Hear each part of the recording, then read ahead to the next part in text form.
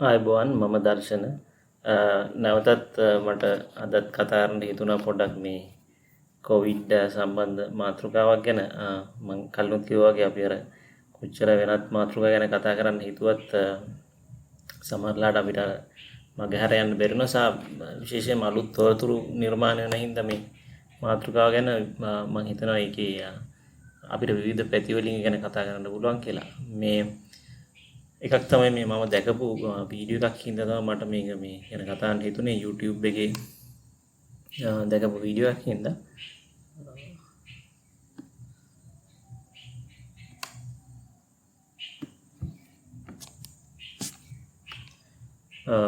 මේ වීඩියෝ එක පොඩ්ඩක් ඕපන් කරන්න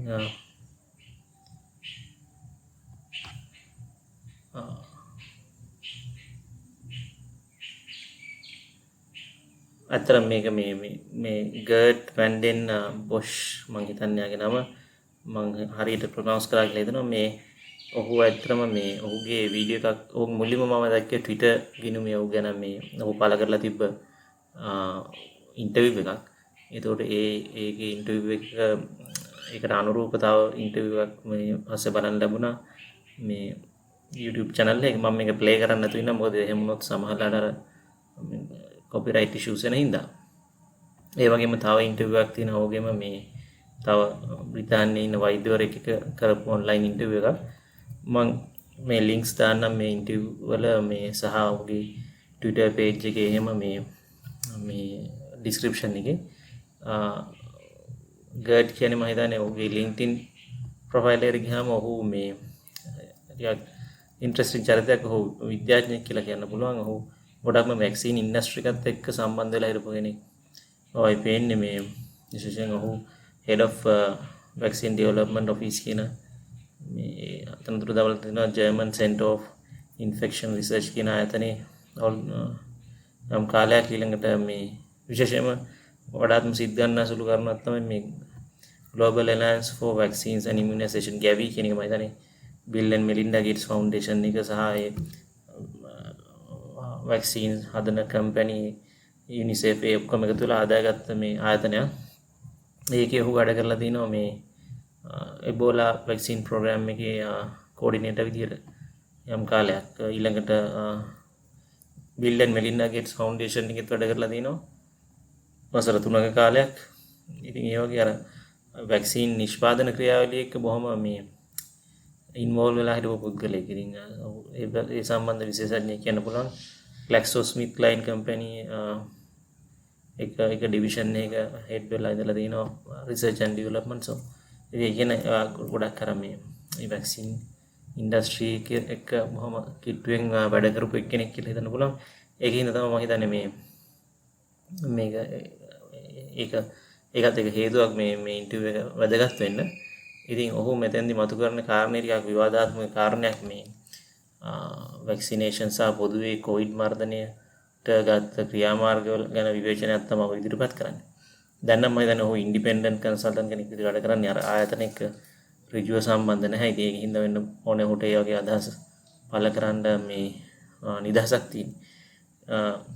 ඒක අතින් මම පුදුමයටපත් වුණා මේ YouTube එකේ මේ වගේ එකක් ඉතුරුලා තිබීම ගැන. මොකද සාමාන්‍යයෙන් වැක්සිනේෂන් හරි මාස්ක් ගැන හරි එහෙම නැත්නම් සෝෂල් ඩිස්ටන්සින් ගැන හරි එහෙම නැත්නම් මේ ලොක්ඩවුන් ගැන හරි සාමාන්‍ය මතයට විරුද්ධ මත ගොඩක්ලාට වාරණය වුණා මේ පහුගිය කාලේ සෝෂල් මීඩියා වල ප්‍රධාන මාධ්‍ය වල. මම හිතන්නේ කොහොමත් ඒවට ඉඩක් නැහැ. නමුත් සෝෂල් මීඩියා වලත් සෑහෙන වාරණය වුණා කමියුනිටි ස්ටෑන්ඩඩ්ස් වයලේට් කරනවා කියලා. ඉතින් එසේතිවේදී මේක ඉතුරුලා තියෙන එක ගැන මට ටිකක් පුදුමයක් ඇති වුණා. සමහරට ඔහුගේ මේ ප්‍රොෆයිල් එකේ හින්දාම වෙන්නත් ඇති අර සමහර දේවල් වාරණය කරාම ඒකට වැඩි ප්‍රසිද්ධියක් එන ස්වභාවයකුත් තියෙනවා. ඉතින් ගර්ඩ් මෙතනදී කාරණා කීපයක් මතු කරනවා. මේ එකක් තමයි මට තේරෙන දේ. මොකද මම මේ ශේෂ්ත්‍රේ නොවන හින්දා සමහරට ඔහු කියන ඒවා මට හරියටම තේරෙන්නේ නැති වෙන්න පුළුවන්. ඒ හින්දා විශේෂයෙන් මේ ශේෂ්ත්‍රයේ ඉන්න කෙනෙක් සෞඛ්‍ය ශේෂ්ත්‍රයේ සහ ඉමුනයිසේෂන් ගැන දැනුමක් තියෙන කෙනෙක් මේ වීඩියෝ බලනවා නම් මම හිතන්නේ ඔවුන්ට වඩාත් හොඳට ඒ ගැන අවබෝධයක් ඒකේ මොනවද ඔහු කියන කතාවල පදනමක් තියනවද නැද්ද ආදී ගැන. ඔහු කියන එක කතාවක් තමයි මේ ප්‍රධාන වශයෙන් සංකල්ප දෙකක් ඔහු යොදා ගන්නවා. ඉමියුන් එස්කේප් කියන සංකල්පයයි අනිත් එක ඉවොලියුෂනරි ප්‍රෙෂර් කියන සංකල්පයයි. ඉවොලුෂනරි ප්‍රෙෂර් කියන එක නම් මම හිතන්නේ සාමාන්‍ය ජීව විද්‍යාවේ මූලික සංකල්ප වලින් ගොඩනගාගත් එකක්. ඒ කියන්නේ මේ ඩාවිනියන් ඉවොලුෂනරි නියෝ ඩාවිනියන් ඉවොලුෂනරි තියරි කියන සාමාන්‍යයෙන් දැන් පිළිගන්නේ මේ සත්වයන්ගේ පරිණාමය ගැන.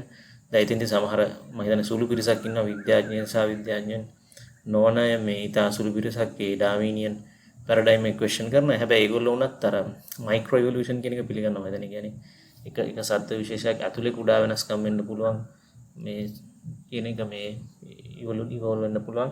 අර ඒගොල්ලෝ ගොඩක් දෙනෙක් මම දැකලා තින්නේ මේ පිළිගන්න මැලි වෙන්නේ සුළු පිරිසක්. ලංකාවේ නම් එහෙම විවාදයක් ඇත්තම නෑ තරම්. මම හිතන්නේ බටහිර රටවල සුළු පිරිසක් ඉන්නවා විද්‍යාත්මක පසුබිමක් ඇති අයත් සාමාන්‍ය ජනතාවත් අර මේ ජම්ප් කිරීම ගැන මැක්‍රෝ ඉවොලුෂන් කියන එක ගැන තමයි ගොඩක් අය අතර වාද විවාද තියෙන්නේ.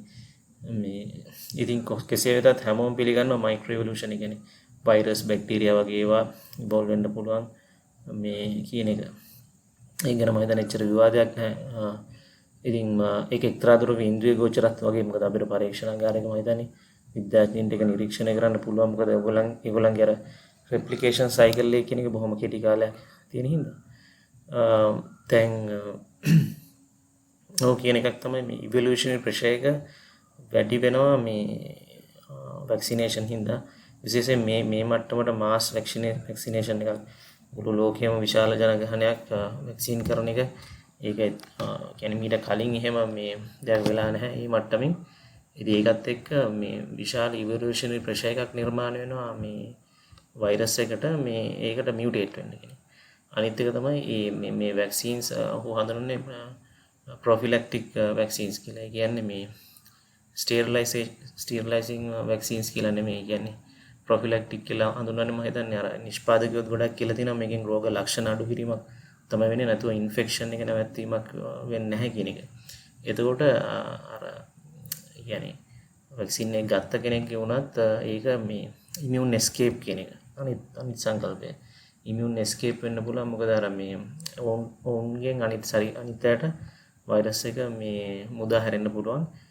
මොකද ඔවුන්ගේ ශරීරයෙන් සම්පූර්ණයෙන් මේක මේ විනාශ කරලා දමන්න නැති හින්දා. ඒ කියන්නේ ඔවුන්ගේ තියෙන ඉමියුන් රෙස්පොන්ස් එක සබ් ඔප්ටිමල් ඉමියුන් රෙස්පොන්ස් එකක් කියන එක.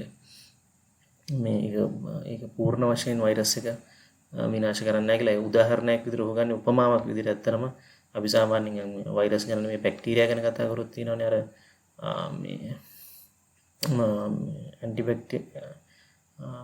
ඇන්ටිබැක්ටීරියල් රෙසිස්ටන්ස් කියන එක මේ ඒ කියන්නේ ඇන්ටිබයොටික් රෙසිස්ටන්ස් කියන එක කියන්නේ මේ ඇන්ටිබයොටික් එකක් ගත්තාම සාමාන්‍යයෙන් කියනවනේ අපි කලින් ඒක නවත්තන්න එපා මේ මුලින් රෝග ලක්ෂණ හොඳ වුණාට.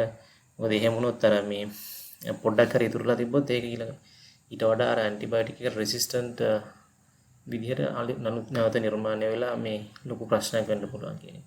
අර ඉවර වෙනකම්ම බොන්න කියලා. අන්න ඒ වගේ. ඒකට අනුරූපීව වෛරස් වලත් මේ ඉමියුන් එස්කේප් කියන එක වෙන්න පුළුවන් මේ වැක්සින්ස් වලින් සබ් ඔප්ටිමල් ඉමුනිටි එකක් හැදුනොත් කියන එක. ඉතින් ඒ ඉමියුන් එස්කේප් කියන එකට ඉඩකුත් තියෙනවා වූ කියන විදිහට දැන් මේ තියෙන වැක්සින්ස් වල.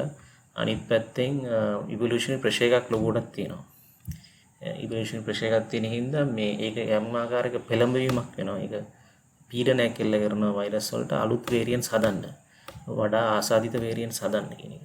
ඉතින් ඒක ටිකක් විවාදාත්මක කරුණක් වෙන්නේ. මොකද එතකොට ඒ හැඟවෙන්නේ නිකන් දීර්ඝ කාලීනව වැක්සින් දෙන හින්දාම මේ ලොකු වැක්සිනේෂන් ප්‍රෝග්‍රෑම් හින්දාම වේරියන්ට්ස් අලුතෙන් නිර්මාණය වෙන්න පුළුවන්ද කියන ප්‍රශ්නය.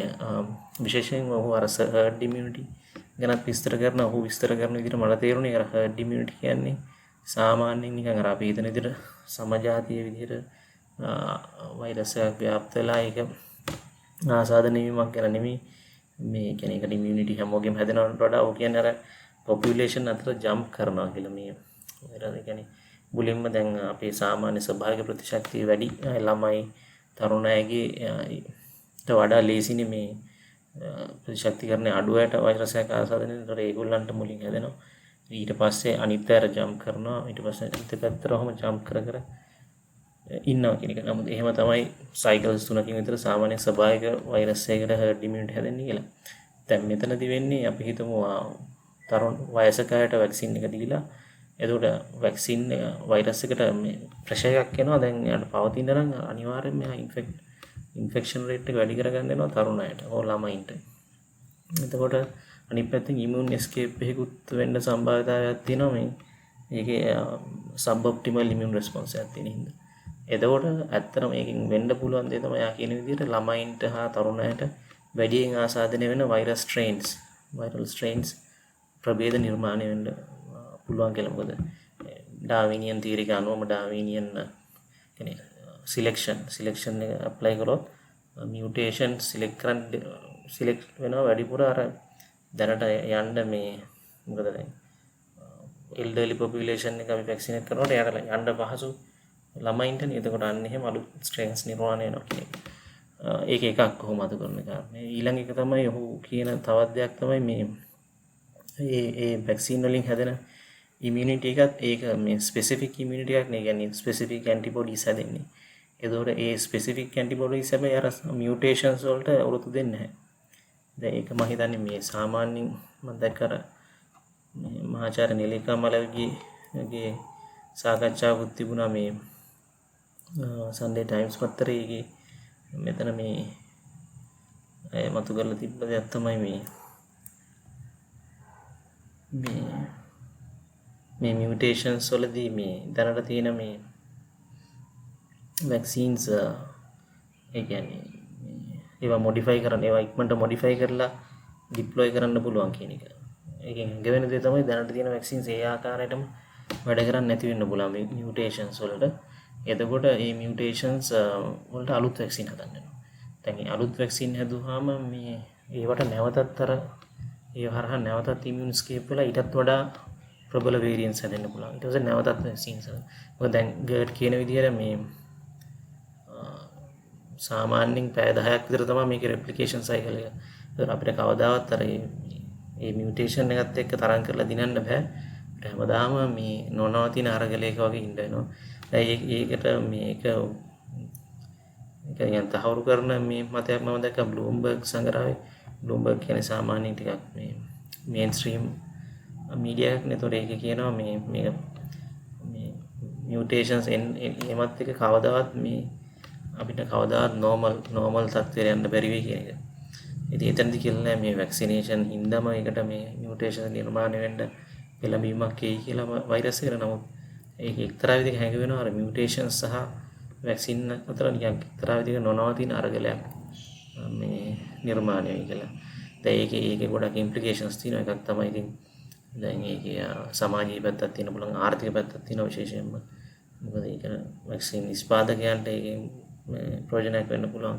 අනිත් පැත්තෙන් හැබැයි මේ වැක්සින් කියන්නේ ගන්න රටවල් වලට විශේෂයෙන් බදු මුදල් යොදවලා ගන්න. ඒතකොට විශාල මුදලක් වැය වෙනවා සහ ඒකේ වෙන අතුරු ආබාධ එන්න පුළුවන්ද ඊළඟට නීතිමය ප්‍රශ්න එන්න පුළුවන්. මොකද ගොඩක් රටවල් මම හිතන්නේ එක්තරා විදිහක මේක අනිවාර්ය කරලා තියෙනවා. මේ ඒතකොට කැමතුණත් නැති වුණත් ගන්න වගේ මේ ඊශ්‍රායල වගේ රටවල ගොඩක් මේ පෙළඹවීම් කරලා තිනවා. අනිත් රටවලත් මම හිතන්නේ ඉස්සරහට ඒ වගේ පෙළඹවීම් එයි කියලා මට හිතෙන්නේ. මේ කියන්නේ රාජ්‍ය පැත්තෙන් එහෙම නැත්නම් රාජ්‍ය විසින් වක්‍රව මේ ජොබ් කරද්දී සමහර රැකියාව වලට අනිවාර්ය කරන්න. ඒ වගේ දේවල් වෙන්න පුළුවන්. පාසල්වලදී අනිවාර්ය කරන්න. ඒකෙදී අර කියන්නේ පුද්ගලයන්ගේ නිදහස සම්බන්ධයෙන් සෞඛ්‍ය සම්බන්ධ තීන්දුව ගන්න තියෙන නිදහස වගේ දේවල් ගොඩක් සීමා වෙන්න පුළුවන්. ඉතින් ඒ වගේ දේවල් තමයි මේ ඒ ප්‍රශ්න. කොහොම හරි ගර්ඩ් කියන කතාව අනුව ඒක මම හිතන්නේ හිතලා බලන්න ඕන දෙයක්. තව දෙයක් තමයි ඔහු කියන ප්‍රධානම දෙයක් මට තේරුණේ මේ ඒ හැදෙන ඉමුනිටි එක මම දැන් කලින් පොඩ්ඩක් කිව්වා මේ අර ඒ ස්පෙસિෆික් ඇන්ටිබොඩීස් දැන් ඔහු මෙතන අර මතු කරන දෙයක් තමයි ජෙනරල් ඇන්ටිබොඩීස් තියෙනවා, ස්පෙસિෆික් ඇන්ටිබොඩීස් තියෙනවා. ජෙනරල් ඇන්ටිබොඩීස් ගොඩක් සක්‍රියයි තරුණ අයගේ ළමයින්ගේ. මේකින්ද තමයි ඒගොල්ලන්ට ස්පෙસિෆික් ඇන්ටිබොඩීස් නැතුවත් ඒගොල්ලන්ට අර වෛරස් එක හොඳට මුහුණ දෙන්න පුළුවන්. ඒගොල්ලන්ට එහෙම රෝග ලක්ෂණ නුකුට එන්නේ නැහැ. මොකද ඒක මේ ස්පෙસિෆික් නැති වුණාට ඒක බොහොම නිතර ට්‍රේන් වෙන්න ඕනේ, නිතර සක්‍රිය වෙන්න ඕනේ ඒක. හැබැයි ස්පෙસિෆික් ඇන්ටිබොඩීස් වලට පුළුවන් ඒ ටාගට් කරලා ඒක වෛරස් එකකට ඇටැක් කරන්න. දැන් ප්‍රශ්නේ තියෙන්නේ දැන් වැක්සිනේට් කරාම එයාට ස්පෙસિෆික් ඇන්ටිබොඩීස් හැදෙනවා. හැබැයි ස්පෙસિෆික් ඇන්ටිබොඩීස් අර වේරියන්ට් වලට උරුත් දෙන්නේ නැහැ. අනේ වේරියන්ට් වලට උරුත් දෙන්නේ නැති වුනහම එයාට අලුත් වේරියන්ට් වලට ස්පෙસિෆික් ඇන්ටිබොඩීස් වලින් මුහුණ දෙන්න බෑ. හැබැයි ස්පෙસિෆික් ඇන්ටිබොඩිස් වල වෙන ප්‍රශ්නයක් තියෙනවා. එයාට මුහුණ දෙන්න බැරුණාට එයා අර නැචරල් ඇන්ටිබොඩිස් නැචරල් ඉම්යුන් සිස්ටම් එහෙම නැත්නම් මේ non specific antibodies suppress කරනවා කියන එක. එතකොට එයාට ඒකත් නැහැ මේකත් නැහැ. නිකන් උදාහරණයක් ගත්තොත් අපි මේ කවුරු හරි ගෙදරට පයින්නවා කියනවා. ගෙදරට පයිද්දි අපි තුන් ආරක්ෂකයෝ ටිකක් ඉන්නවා. ආරක්ෂකයෝ නිකන් පොළු අරගෙන ඉන්නේ මේ නෝද ඇමරිකා වගේ ආරක්ෂකයෝ ටික. ඒගොල්ලෝ තමයි අර non specific antibodies හතර ආතේ පොළු වලින් ගහලා කොහම හරි අර එනෙක් කෙනා මරනවා. දැන් specific antibody කියන්නේ එහෙම නෙමෙයි. බොහොම තුවක්කුවක් කරන් ඉලක්කයට වෙඩි තියලා මරණ කෙනෙක් වෙන්න පුළුවන්. එතකොට එයා කියනවා අරගොල්ලන්ට දැන් මම ඇවිල්ලා ඉන්නේ. ඕගොල්ලෝ දැන් පැත්ත කරලා ඉන්න මම මෙයාව බලා ගන්නම් කියලා. අපි බලා ගන්නම් කිව්වට එයාටත් අර මොකක් හරි එයා අපි තුන් නයිට් විෂන් කණ්ණාඩියක් හරි මොකක් හරි දාන් ඉන්නේ. ඒ කණ්ණාඩියට අර ඉන්නතෝ හරි මොකක් කරලා එයාට වෙඩි තියාගන්නත් බෑ. එක්ක ඔයාගේ තුවක්කුවේ ප්‍රශ්නයක් හරි මොකක් හරි. දැන් එහෙම වුණාට අර ආරක්ෂකයෝ ටිකක් නැහැ. මේ ආරක්ෂකයාත් එයා අරයව සප්‍රෙස් කරාට එයා මෙතනට ආරක්ෂාව දෙන්නත් බෑ. ඒතර අර වේරියන්ට් වලට විශේෂයෙන්ම වැක්සිනේට් කරපු අයට මුහුණ දෙන්න බැරි වෙනවා කියන එක. ඒක තමයි ඔහු ටිකක් අවධාරණය කරන එක ටිකක් ලොකු ප්‍රශ්නයක් කියලා. මොකද ඒතර ඒගොල්ලන්ට කිසිම ඉමුන් රෙස්පොන්ස් එකක් පළදායි ඉමුන් රෙස්පොන්ස් එකක් දෙන්න බැරි වෙනවා.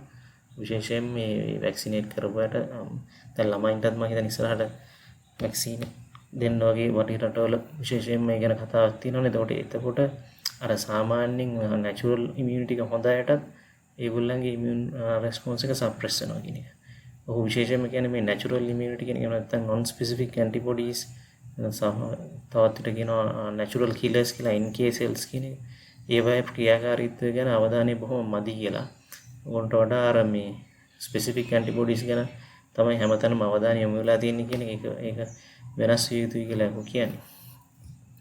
ඉතින් කොහොම හරි මේ ඒක මම හිතන්නේ මේ කතාව මම හිතන්නේ මම දැක්කේ ඔහු තමයි කියන විශේෂයෙන්ම වැක්සින් වල ප්‍රශ්න ගැන විවේචනය කරන යම් පිරිසක් ඉන්නවා විද්‍යාඥයෝ සහ වෛද්‍යවරු සුළු පිරිසක්. ඒගොල්ලෝ සාමාන්‍යයෙන් අර මේන්ස්ට්‍රීම් මීඩියා වල දකින්න හම්බෙන්නේ ඕල්ටර්නේටිව් මීඩියා මේ සෝෂල් මීඩියා වලත් අර YouTube වගේ අඩුයි වෙන ඕල්ටර්නේටිව් මීඩියා වල ඉන්නවා. ඉතින් එතකොට ඒගොල්ලෝ හැබැයි ගොඩක් වෙලාවට මතු කරපු කාරණේ තමයි මේ වැක්සින් වල අතුරු ආබාධ දීර්ඝකාලීන ආබාධ වගේ දේවල්. නමුත් ගර්ඩ් කියන කතාව ඊට වඩා ටිකක් ෆන්ඩමෙන්ටල් කතාවක්. ඔය කියන්නේ ඒ කියන්නේ වැක්සින් එක අපි හිතමු කිසිම අතුරු ආබාධයක් නැහැ සහ වැඩ කරනවා කියලා. ඉන්ඩිවිජුවලි වැඩ කරනවා. ඉන්ඩිවිජුවල් කෙනෙකුට ඒත් ඒක අර පොපියුලේෂන් එක ගැන හිතුවම ඒකෙන් දිගු කාලෙනම අපිට අනර්ථයක් වෙන්න පුළුවන්. විශේෂයෙන්ම මේ අපි කියන්නේ අර මේ ලයිව් පැන්ඩමික් එකක් යනකොට දැන් පැන්ඩමික් එක බොහොම සක්‍රිය අවස්ථාවක මාස් වැක්සිනේෂන් කියන එක අහු කොහොමවත් අනුමත කරන්න. ඒකෙන් ඉමුන් රෙස්පොන්ස් ඉමුන් එස්කේප් ඇති වෙනවා. ඒකට මේ වෛරස් එකට ඉවොලුෂන් ප්‍රොසෙස් ගොඩක් වැඩි වෙලා වැඩිපුර වේරියන්ට්ස් දැනට ආසාදනය වෙන නොවන අයට සහ ඒ වුණාටත් වැඩියෙන් බලපාන්න පුළුවන් විදිහේ වේරියන්ට්ස් හැදෙනවා. සහ අනිත් එක තමයි මේ වැක්සිනේෂන් හින්දා නැචරල් ඉමුන් රෙස්පොන්ස් එක සප්‍රෙස් වීමෙන් මම වඩාත් අවදානම් තැනකට යනවා කියන එක. ඉතින් ඒක තමයි මට තේරෙන දේ. ඔහු කියන මූලික කාරණා ඔහු සාමාන්‍ය අනිත් ඔය මේවා ගැන ටිකක් කියනවා. ඔය මේ ලොක්ඩවුන් ඊළඟට අර ගොඩක් මේ සෝෂලි අයිසොලේට් වෙන දේවල් ගැන උනත් ඔහු කියන්නේ ඒ වෙනුත් ඇත්තටම වෙන්නේ මේ ඉවොලුෂන් ප්‍රොසෙස් එක වැඩි කිරීමක් කරා වැඩිපුර මේ ආසාදනය වෙන වේරියන්ට්ස් ඇති වෙන්න පුළුවන් කියලා. ඔය උදාහරණයක් කියන දැන් මේ දැන් අතරම මේ කොවිඩ් වල බොහොම ඉක්මනට වේරියන්ට්ස් ඇති වුණානේ සාපේක්ෂව. ඉතින් ඒක ටිකක් එහෙම ඒකට හේතුවක් කර ගොඩාක් මේක මර්ධනය කරන්න කියලා ගොඩක් ඩ්‍රාස්ටික් මෙෂර්ස් ගන්නකොට ඒ හරහාම ඉවොලුෂන් ප්‍රොසෙස් එකක් එනවා කියන එක. ඒක ටිකක් මට හිතෙන ඉන්ටරෙස්ටිං කතාවක් කියලා. ඒක ටිකක් ඒ කියන්නේ ඒක ටිකක් මේ ඔහු කියන එක ටිකක් ඔය පෙරදිග චින්තන වල ටිකක් සමානයි. පෙරදිග චින්තන වල සාමාන්‍යයෙන් මේ වගේ දේවල් මේ කියන්නේ නෙගටිව් දේවල් ඇක්සෙප්ට් කිරීමක් වගේ දේකුත් තියෙනවනේ. අර yin yang සංකල්පය වගේ කියන්නේ මේ දැන් නම් මම හිතන්නේ පෙරදිගයි පරිණිරයටත් වඩා මේ කොවිඩ් වල තියෙන බොහොම නිකන් දැඩි පියවර ගන්න ඕනේ වගේ මතවල ඉන්නේ. නමුත් සාමාන්‍ය සම්ප්‍රදායික මතය අර නිකන් ඒකත් එක්ක ජීවත් වෙන්න ඕනේ. එහෙම නැත්නම් ඒ හරහා යන්න ඕනේ. අපි ඒකට මුහුණ දෙන්න ඕනේ වගේ අදහස්නේ. ඉතින් ඒකට සමාන අදහසක් ඕක කියන්නේ. يعني අර උන්ට වඩා ඒක දැඩිව මර්ධනය කරන්න යමින් ඒකෙන් අර මේ ඉංග්‍රීසි කියමනක් තියෙන්නේ what doesn't kill you makes you stronger කියලා. අන්න ඒ වගේ වෛරස් එකකින් අපිට විනාශම කරන්න බැයි නම් ඒ වැඩිපුර අනුරුදායක තැනකට වෛරස් එක යන්න පුළුවන්. ඒ හින්දා යම් ආකාරයක ඒකත් එක්ක අපි හිතමු සමහරට ඔය කියන එකේ නියම මූලික අදහස මට පේන්නේ හැමෝම තමන්ගේ ඉමියුන් සිස්ටම් එක මේ ඩෙවලොප් කරගන්න එක නේ නැචරල් ඉමියුන් සිස්ටම් එක ස්පෙસિෆික් ඉමියුන් සිස්ටම් එක ඒක හැදෙන්න නම් අපිට ආසාදනය වෙන්න බෑ නැචරල් ඉමියුන් සිස්ටම් එක වැඩි කරගෙන ඒක මේ අනිත් එක එහෙම තියෙන නැචරලි තියෙන අය ළමයි තරුණයි වගේ යම් මාර්ගයක ඉන්ටරෙස්ට් වෙලා ඒගොල්ලෝ ඉමියුනිටි එක හදාගන්න ඒ අතරතුර වයසක ආරක්ෂා කරගෙන ඉන්න කියන වගේ මතයක් තමයි මට තේරෙන්නේ. ඉතින් ඒක සාමාන්‍යයෙන් දැන් මූලික රාජ්‍ය වලින් සහ කියන්නේ ලෝකෙම යන මතයට පටහැනි මතයක් කෙසේ වෙතත් මේ මම හිතනවා ඔහු කියන කාරණා ගැන යම් සාකච්ඡාවක් ලංකාවේ ඇතුලේ මම හිතන්නේ බටහිර රටවල නම් යම් පිරිසක් අතර යෝගයෙන් සාකච්ඡා වෙනවා මම හිතන්නේ ලංකාව නම් මම හිතන්නේ නැත්තේ නැති තරම් ඉතින් ඒව ගැන ටිකක් සාකච්ඡාවක් ඇති වෙනවා නම් විශේෂයෙන් මේ ගැන විශේෂ දැනුමක් තියෙන අය අතර සාකච්ඡාවක් ඇති වෙනවා නම් හොඳයි කියලා මට හිතෙනවා.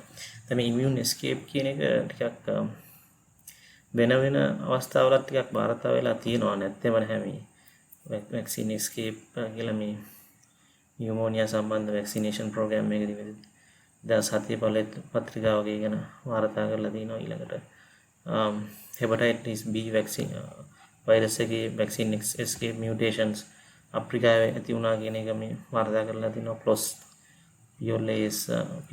PLOS ජර්නල් එකේ බලවෙච්ච පත්‍රිකාවක ඒක 2018 ඉතින් ඒ ඌ කියන දේ සංකල්පීය වශයෙන් බලුවහම මේක වෙලා තියෙනවා මේ වගේ පේනවා කොටින්ම මේ කොවිඩ් සම්බන්ධ වුණත් මේ ගැන මේ නිකන් මේ යම් අදහසක් පළ කරලා තියෙනවා මේ යම් රිසර්චර්ස්ලා දෙන්නෙක් මේක මේ වැක්සින් සරහා ඒ ඉමියුන් එස්කේප් වෙන්න පුළුවන්ද කියලා ඉමියුන් එස්කේප් වුණාම අර ඉවොලුෂනරි ප්‍රෙෂර් එකත් එක්ක ඉමියුන් එස්කේප් වුණාම ඉතින් වඩා දරුණු වේරියන්ට්ස් නිර්මාණය වෙන්න පුළුවන්ද කියලා අනිත් එක මේ මීසල්ස් සරම්ප රෝගී වැක්සින් එකත් මම හිතන්නේ සෑහෙන්න භාවිතා වෙන දෙයක් නේ ඉතින් ඒකෙත් ඒක ගැනත් මේ මම හිතන්නේ මේ එක පත්‍රිකාවක් මම දැක්කා මේ ඒක නිකන් ප්‍රශ්නාර්ථයක් වුණා ගන්න මේ හරහා එපිඩෙමියොලොජි යුරෝපියන් ජර්නල් ඔෆ් එපිඩෙමියොලොජි කියන සංග්‍රහයේ මේ හරහා වඩා උග්‍ර වේරියන්ට්ස් නිර්මාණය වෙන්න පුළුවන්ද කියලා මේ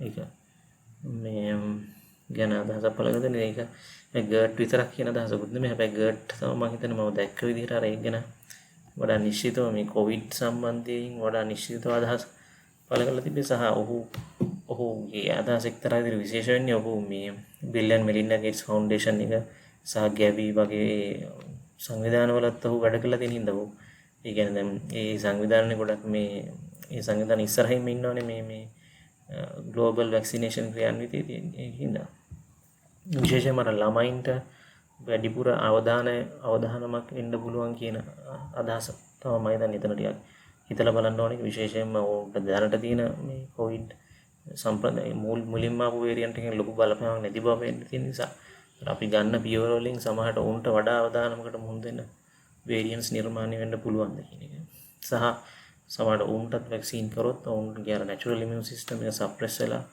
උන් වැඩි අවධානමකට යන්න පුළුවන් ද කියන කාරණේ තමයි ඔහු මත කරන්නේ. ඒ වගේම ඔහුගේ මතය තහවුරු කරන්න නිකන් තවත් පොඩි සාධකයක් ඒක අපිට හරියටම කියන්න බෑ නමුත් ඒක ටිකක් ඉන්ටරෙස්ටිං සාධකයක් මේ ඊයේ පෙරේද ෆෝබ්ස් සංග්‍රහය බලලා තිබ්බා මේ එක්සත් ජනපදයේ කොවිඩ් කේසස් වැඩි වෙනවා and මේ ඒකට අර මේ හේතුව කියලා දාලා තිබ්බේ මේ highly contagious new variants කියලා. ඒ ආටිකල් එකේම දක්වනවා මේක වැඩි වෙගෙන යන්නේ මේ අලුත් කියන්නේ වැඩිපුර වැක්සිනේෂන් රේට් තියෙන ප්‍රාන්තවලමයි කියලා. ඒක අර එක්තරා විදිහක මේ ගර්ඩ්ගේ මේ මතය තහවුරු කරන සාධකයක්ද කියලාත් මට හිතෙනවා. ඒ වගේම ඉන්දියාවේ බැලුවාම මේ ඉන්දියාවේ කොවිඩ් කේසස් අපිට පේන්න තියෙනවා දැන් අපි දන්නවා ලංකාවට එවන වැක්සිනේෂන් අතර කරේත් ඒගොල්ලන් කොවිඩ් ආපහු වැඩි වෙනවා කියලානේ. අර අඩු වෙගෙන ආවිලා දැන් නැවතත් වැඩි වෙගෙන ආවිලා තිනවා ඉන්දියාවෙත් අපි දන්නවා සෑහෙන වැක්සිනේෂන් කරා. මේ ඉතින් ඒ වැක්සිනේෂන් කිරීමයි අලුත් වේරියන්ට්ස් මතුවීමයි අතර මේක අලුත් වේරියන්ට් එකකින් වෙන්නත් පුළුවන්. අලුත් වේරියන්ට් මතුවීම අතර සම්බන්ධයක් තියෙනවද කියන එක.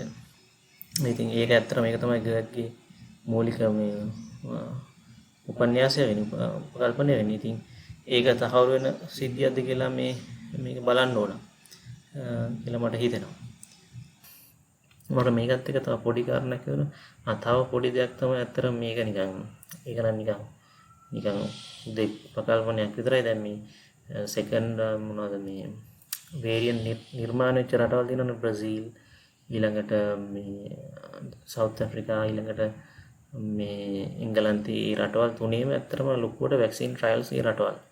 මොකද දැන් මේ GERD කියන එකක් තමයි මේ වැක්සිනේෂන් අර ඔය ඉමියුන් එස්කේප් වෙන්න වැඩියෙන්ම අවස්ථාවක් තියෙන තැනක් තමයි ඔය කියන්නේ අර වැක්සින් දෙකක් අතර පරතරයක් තියෙනවනේ සති දෙකක් විතර. ඒතකොට පළවෙනි වැක්සින් එක ගහලා ඉන්න කෙනෙකුට ආසාදනයක් වුණොත් එයාගේ කොහොමත් ඉමියුන් රෙස්පොන්ස් එක සබ් ඔප්ටිමල්. ඒ අර්ථ දැක්වීම අනුවම. එතකොට මේ ඒ වගේ කෙනෙක්ගෙන් අර ඉමියුන් එස්කේප් වැඩියෙන් වෙන්න පුළුවන්. ඒ වගේ අයගෙන් වැඩියෙන් මේ වේරියන්ට්ස් නිර්මාණය වෙන්න පුළුවන් කියලා. ඇත්තටම මොකද ආందోලනාත්මක කතාවක් කරනවා කියන්නේ පළවෙනි වැක්සින් එක ගහපුවා අය දෙවෙනි එක ගහනකම් හරිනම් මේ ක්වොරන්ටයින් කරන්න ඕනේ කියලා කියන්නේ. මොකද මේ හරහා ඉමියුන් මේ අලුත් වේරියන්ට්ස් නිර්මාණය වෙන්න පුළුවන් කියන එක. ඉතින් මේ දැන් ඒක ටිකක් ඒකට නිකන් කෙලින්ම අපි කියන්න බෑ. නමුත් දැන් මට නිකන් හිතෙච්ච දෙයක් තමයි මේ ඒක ඔක කියපු දෙයක් නෙමෙයි. මේ දැන් අලුත් වේරියන්ට්ස් හැදිලා තියෙන වාර්තා වෙච්ච රටවල් ගලවම එංගලන්තේ, බ්‍රසීලයේ, දකුණු අප්‍රිකාවේ. එතකොට මේ තුනේම මේ වැක්සින් ට්‍රයල්ස් ලොකුවට ගියපු රටවල්. يعني මේ ඔෆිෂියලි මේවට අප්‍රූවල් දෙන්න කලින් අර මහා පරිමාණ ට්‍රයල්ස් ගියපු රටවල්. බ්‍රසීලයේ මේ ෆයිසර් වැක්සින් එක අත්හදා බැලුවේ බ්‍රසීලයේ සහ මේ දකුණු අප්‍රිකාවේ ලොකුවටම ඒක වුණා. අනිත් රටවලත් වුණා. නමුත් ඊළඟට එංගලන්තේ මම හිතන්නේ මේක AstraZeneca වැක්සින් එකේ ට්‍රයල්ස් එකම කියතර ඒක අපිට කෙලින්ම කියන්න අමාරුයි. ඒක මම දැන් ඒක කෙලින්ම තහවුරු කරගන්න විදිහක් තියෙනවා කියලා. නමුත් නිකන් ඒක මට මම හිතච්ච දෙයක් මේ ඒකත් එක්ක සම්බන්ධයක් තියෙන්න පුළුවන් කියලා. ඔහු කියන අදහස එක බලුවම අනිත් එක තමයි මේක තමයි කොවිඩ් වලට සම්බන්ධ නැති එකක් මේ ඩෙන්ගු ගැන. අතරම මට අර ඒ මොකද ඉවොලුෂනරි ප්‍රෙෂර් ඉවොලුෂනරි ප්‍රෙෂර් කියන අදහස ඇහුවම මට හිතෙච්ච දෙයක් ඒක මම දන්නේ. ඒක නිකන් කාට හරි විශේෂඥයෙකුට ඒක නේද හොයලා බලන්න පුළුවන්. ඒ කියන්නේ මේ වාර්තා වෙච්ච දෙයක් දැන් මේ 2020 ඩෙන්ගු රෝගීන් වාර්තාවෙම 70%ක් විතර අඩු වුණා කියලා. ඉතින් ඒක මේ ඇයි එහෙම වුනේ කියන එක දැන් මෙතන මේ කියලා තියෙන්නේ මේ ඩෙන්ගු මර්ධනයකේ අධ්‍යක්ෂතුමා කියලා තියෙන්නේ මේ සංචරණ සීමා හින්දා ඒක වුණා කියලා. තම උපකල්පනය. හැබැයි මට එච්චර මේක මම සාමාන්‍ය පුද්ගලයෙක් විදිහට මට ඒක එච්චරම කන්වින්සින් ආගියුමන්ට් එකක් කියලා හිතෙන්නේ නැහැ. මේ මොකද සාමාන්‍යයෙන් ඩෙන්ගු ඉතින් ගොඩක්ම මේ මම හිතන්නේ අපේ ගෙවල් වල එහෙම නේ ගොඩක් සුද්ධ කරේ. සහ සමහරලාට දැන් ගිය අවුරුද්දේ මට මතකයි සමහර දුම්රිය ස්ථානවල එහෙම ඡායාරූපයෙන් මම දැක්ක නිකන් බොහොම වල් බිහි වෙලා ගොඩක් ආයතන වල් බිහි වෙලා එහෙම තිබ්බේ. ඒතකොට අර එහෙම කිසිම සුද්ධ කිරීමක් වුණේ නැහැ. ඇත්තටම එහෙම කිසිම ආකාරයක පරිසරය සුද්ධ කිරීමක් වුණේ නැහැ කියන්න පුළුවන්. එතකොට මේ එසේ තිබියදී අර අඩෝනේ කොහොමද මෙච්චර කියන එක. ඉතින් මට නිකන් උපකල්පනයක් තමයි තියෙන්නේ. يعني එක හේතුවක් මට හිතෙන්නේ මේ ගොඩක් අය ටෙස්ට් කරගන්න නැතුව ඇති කියලා. මොකද ටෙස්ට් කරගන්න යන්න බය වෙන්න පුළුවන්. මොකද සමහරවිට ගොඩක් අය මම නිරෝධාන වෙයි කියලා බයයි. ඊළඟට මේ ඒකින්ද තින් අර සාමාන්‍යයෙන් ගොඩක්ම අමාරු නැත්තම් උන්න හැදිලා සනීප වෙලා නිකන් ගෙදර ඉන්නව හිටියා වෙන්න පුළුවන්. ඒකින්ද අර ඔෆිෂියල් ෆිගර්ස් අඩු වුණා වෙන්න පුළුවන්. ඊට අමතරව දැන් මට මේ GERD කියපු කාරණේ වුණා හිතුණා එහෙම මෙතනත් මේ ඉවොලුෂනරි ප්‍රෙෂර් කියන එක බලපෑවද කියලා. කියන්නේ මොකද අපි සාමාන්‍යයෙන් දැන් හැම අවුරුද්දෙම අර ඩෙන්ගු වෙන්න කලින් කට්ටියම ගොඩක් ලෑස්තිලා මේ සෑහෙන්න අර ඒ මధుරව බොයන ස්ථාන විනාශ කරලා ඒ ලොකු ප්‍රෙෂර් එකක් දෙනවනේ.